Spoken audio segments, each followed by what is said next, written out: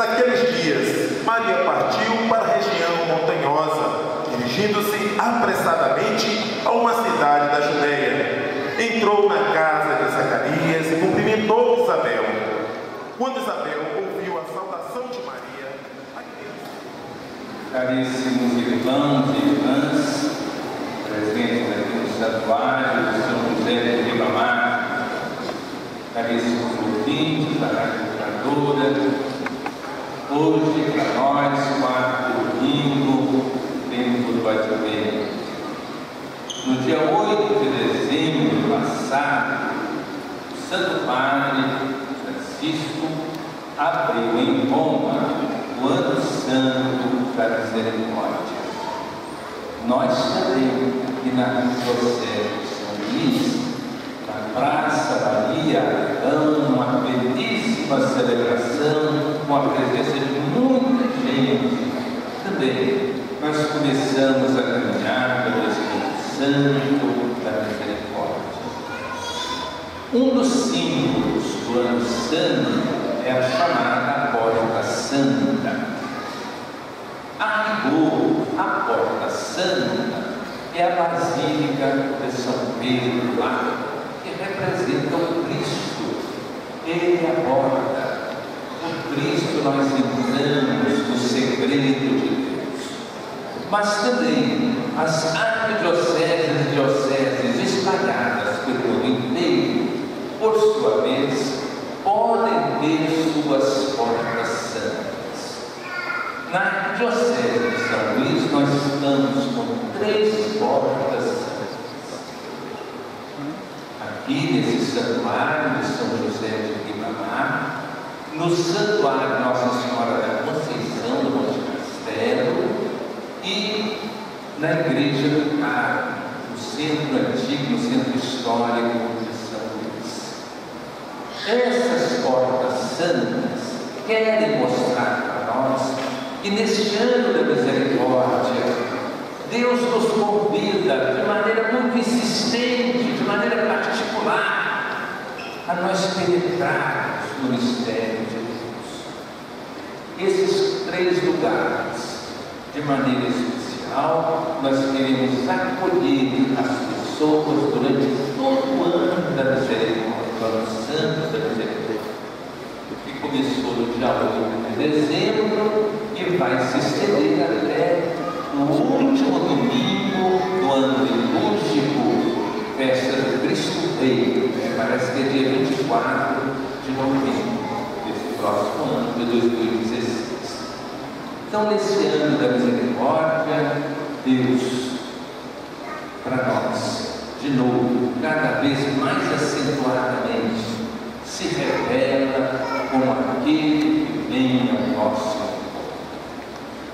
E aí eu vou passar um pouquinho uma reflexão breve. Eu sei que tem muita gente aí que está de pé, então, brevíssima reflexão sobre essas leituras do quarto domingo do Advento.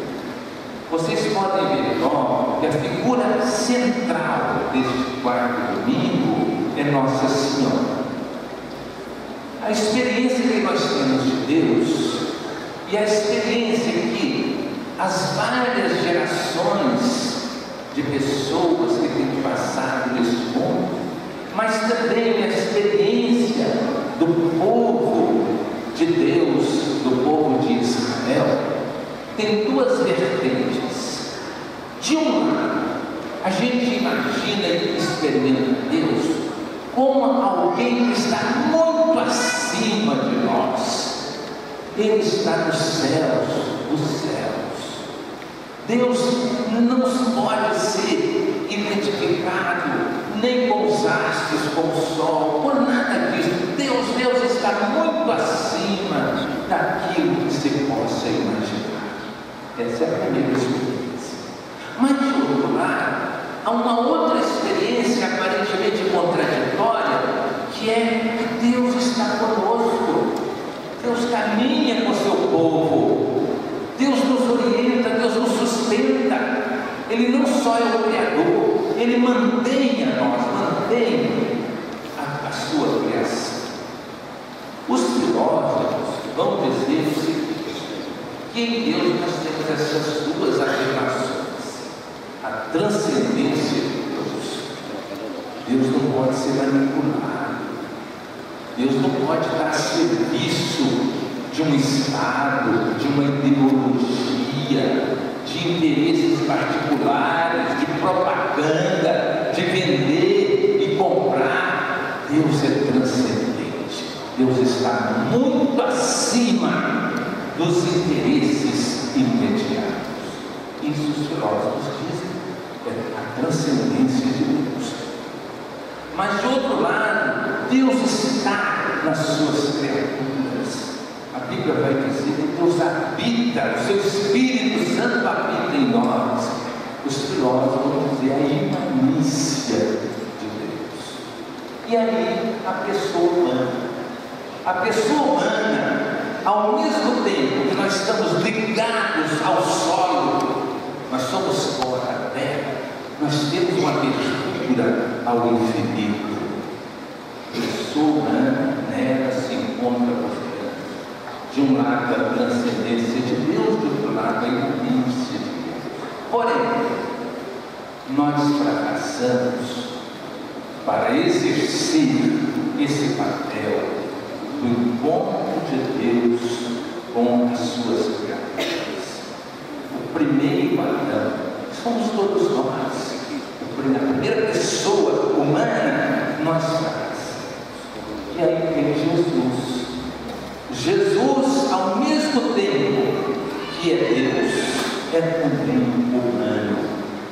Em Jesus realiza-se o encontro de Deus transcendente com Deus imanente. É o grande mistério da encarnação do Verbo de Deus. Maria, o Evangelho de hoje nos fala da visita que ela fez à sua prima Isabel. Como é que Isabel diz? Bendita és tu entre as mulheres, porque acreditaste. Então, Maria é bendita não só por ter sido a mãe biológica de Jesus, mas especialmente por ter gerado pela fé essa presença de Deus em nós. Então, caríssimos irmãos e irmãs, as vésperas do Natal do Senhor, mais uma vez, nós nos defrontamos com esses grandes mistérios de Deus. Como é bonito isso! Nós não podemos reduzir o Natal a uma festinha. É importante a convivência e tudo isso, porém, nós precisamos lembrar desse grande mistério que é a presença de Deus no nosso meio. A segunda leitura de hoje, carta aos Hebreus, Cristo diz assim: tu me destes um corpo.